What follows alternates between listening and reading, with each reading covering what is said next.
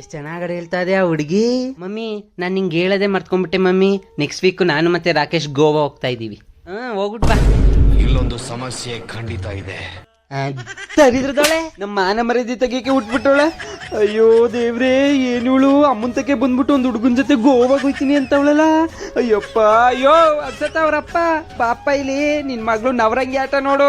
ಬೇವರ್ಸಿ ಮುಂಡೆದ ಇವಳ್ದ ಅಳದವನೇ. ಬೇಗ ಬಾ, ಬಂದು ಇವಳು ಕೈಕಾಲು ಮುರಿದ್ಬಿಟ್ಟು ಮೂಳೆ ಕುಂಡ್ರಿಸು. ದರಿದ್ರು ಮುಂಡೆದ ಇವಳ್ದ.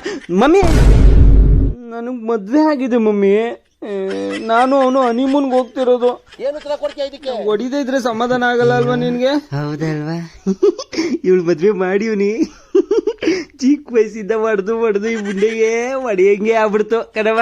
ಅಕ್ಸತೆ ಏನು ಅನ್ಕೋಬೇಡ ಕಣವ. ಹೋಲಿ ಬಿಡು, ಅಮ್ಮ ತಾನೆ.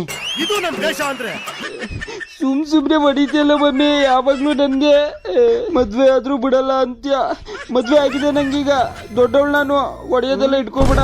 ಅಮ್ಮನ್ಗೆ ತಿರುಗಿಸಿ ಮಾತಾಡಕ್ ಬರ್ತಾಯಿದ್ದೀನೆ, ಹೊಡಿಬೇಡ ಅಂತ ಮಾಡ್ತಿದ್ರು ನಿನ್ಗೆ. ತಗೋ ತರಿಸೋದೊಳೆ. ನಾನು ಹೊಡಿಯೋದೇ ಯಾಕಂಡೆ ನಿನ್ಗೆ. ಅಯ್ಯೋ ಏನ್ ಮಾಡೋದು ನಾನು? ಇವಳು ಸಾಕಿ ಮಾಡಿದ್ಕೆಲ್ಲವ ತಿರುಗಿಸಿ ಮಾತಾಡಕ್ ಬರ್ತಾಳಲ್ಲ.